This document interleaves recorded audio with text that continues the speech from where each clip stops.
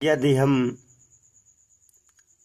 अपने परिजन के मृत्यु के समय रुई, लौह, तिल, सप्तधान्य आदि वस्तुओं का महादान करते हैं तो मृतक व्यक्ति को किस प्रकार का लाभ होता है, आइए गरुड़ पुराण के अनुसार पहले दान धर्म की महिमा समझेंगे और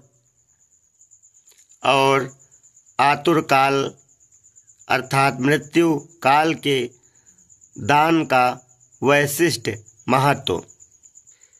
श्री कृष्ण ने कहा, हे तारक्ष, देवताओं के लिए परम गोपनीय दानों में उत्तम और सभी दानों में श्रेष्ठ दान को सुनो। हे गरुड़, रुई का दान सभी दानों में उत्तम तथा महान है। उसका दान मनुष्य को अवश्य करना चाहिए। उसके दान से भुवः स्वः अर्थात पृथ्वी, अंतरिक्ष और स्वर्ग ये तीनों लोग प्रसन्न हो उठते हैं। इस कार्य से ब्रह्मा आदि सभी देवताओं को प्रसन्नता होती है। प्रेत का उद्धार करने के लिए इस महादान को करना चाहिए। ऐसे महादान का दाता चिरकाल तक रुद्रलोक में रहता है। तदंतर इस लोक में जन्म लेकर रूप संपन्न, सौभाग्यशाली, वाक चतुर, लक्ष्मीवान और अप्रतिहित पराक्रमी राजा होता है।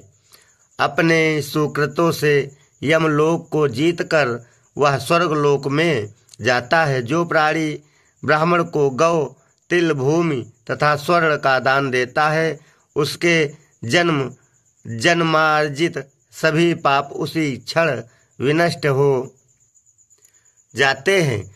तिल और गौ का दान महादान है।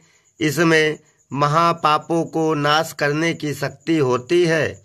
ये दोनों दान केवल विप्र को देने चाहिए, अन्य वर्णों को नहीं। दान के रूप में संकल्पित तिल, गौ तथा पृथ्वी आदि द्रव्य अपने पौष्य वर्ग एवं ब्राह्मणेतर वर्ण को न दे। पौष्य वर्ग और स्त्री जाति को असंकल्पित वस्तु दान में देनी चाहिए, संकल्प नहीं करना चाहिए। रुग्णावस्था में अथवा सूर्य एवं चंद्र ग्रहण के अवसर पर दिए गए दान विशेष महत्व रखते हैं। रोगी के लिए जो दान दिया जाता है वह उसके लिए तत्काल यथोचित फल देने वाला होता है। यदि रोगी दान के देने के बाद रोग मुक्त होकर पुनः जीवन प्राप्त कर लेता है तो उसके निमित्त दिया गया दान निश्चित ही उसे प्राप्त होता है। विकलेंद्रिय की विकलांगता को नष्ट करने के लिए जो दान दिया जाता है वह दान भी अवश्य ही यथा योग्य फलदायक होता है। जिस दान का पुत्र अनुमोदन करता है उस दान का फल अनंत होता है। अतः उसके सगे संबंधी अथवा पुत्र को तब तक दान देना चाहिए जब तक उसका आतुर संबंधी या पिता जीवित हो, क्योंकि अतिवाहिक प्रेत उसका भोग करता है। अस्वस्थ अवस्था में आतुर काल में देहपात हो जाने पर पृथ्वी पर पड़े रहने की स्थिति में दिया गया दान अतिवाहिक शरीर के लिए प्रीतिकारक होता है। लंगड़े, अंधे, काने और अर्ध निमीलित नेत्र वाले रोगी के लिए तिल के ऊपर कुश बिछाकर उसके ऊपर आतुर को लिटाकर दिया गया दान उत्तम और अक्षय होता है। तिल, लौह, स्वर्ण, रुई, नमक, सप्तधान्य, भूमि तथा गौ ये एक से बढ़कर एक पवित्र माने गए हैं। लौह दान से यमराज और तिल दान से धर्मराज संतुष्ट होते हैं। नमक का दान करने पर प्राणी को यमराज से भय नहीं रह जाता। रुई का दान देने पर भूत योनि से भय नहीं होता। दान में दी गई गायें मनुष्य को त्रिविध पापों से मुक्त करती हैं। त्रिविध पापों से निर्मुक्त करती हैं। स्वर्ण दान से दाता को स्वर्ग का सुख प्राप्त होता है। भूमि दान से दाता राजा होता है।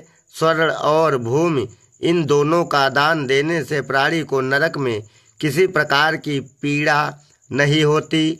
यमलोक में जितने भी यमराज के दूत हैं वे सभी उसी यम के समान ही महाभयंकर सप्तधान्य का दान देने से वे प्रसन्न होकर दान दाताओं के लिए वरदाता बन जाते हैं। हे गरुड़, भगवान विष्णु का स्मरण मात्र करने से प्राणी को परम गति प्राप्त होती है। मनुष्य जो गति प्राप्त करता है वह सब मैंने तुम्हें बता दिया। पिता की आज्ञा से जो पुत्र दान देता है उसकी सभी प्रशंसा करते हैं। भूमि पर सुलाए गए मरणासन पिता के उद्देश्य से जो पुत्र सभी प्रकार का दान देता है वह पुत्र कुल नंदन है। उसके द्वारा दिया गया दान गया तीर्थ में किए गए श्राद्ध से भी बढ़कर है। वह पुत्र अपने कुल को आनंदित करने वाला होता है। जिस समय अपने लोक को छोड़कर बेचैन पिता की परलोक यात्रा का काल समीप हो उस समय पुत्र को प्रयत्नपूर्वक दान देना चाहिए, क्योंकि वे ही दान पिता को पार करते हैं। पुत्र को पिता की अंत्येष्टि क्रिया अवश्य संपन्न करनी चाहिए।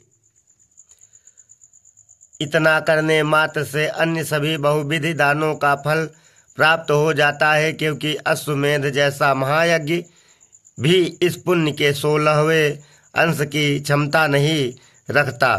पृथ्वी पर पड़े हुए आतुर पिता से जो धर्मात्मा पुत्र दान दिलाता है उसकी पूजा देवता भी करते हैं।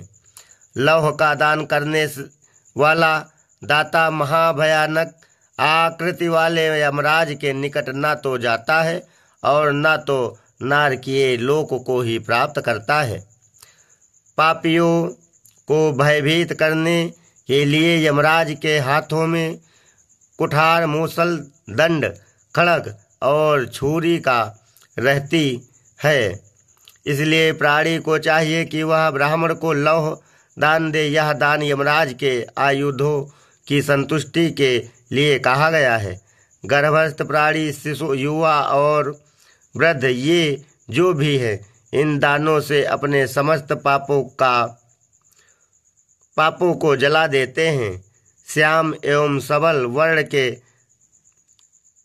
खंड एवं मर्क और गूलर के सदृश मांसल हाथ में छुरी धारण करने वाले काले चितकबरे यम के दूत लौहदान से प्रसन्न होते हैं।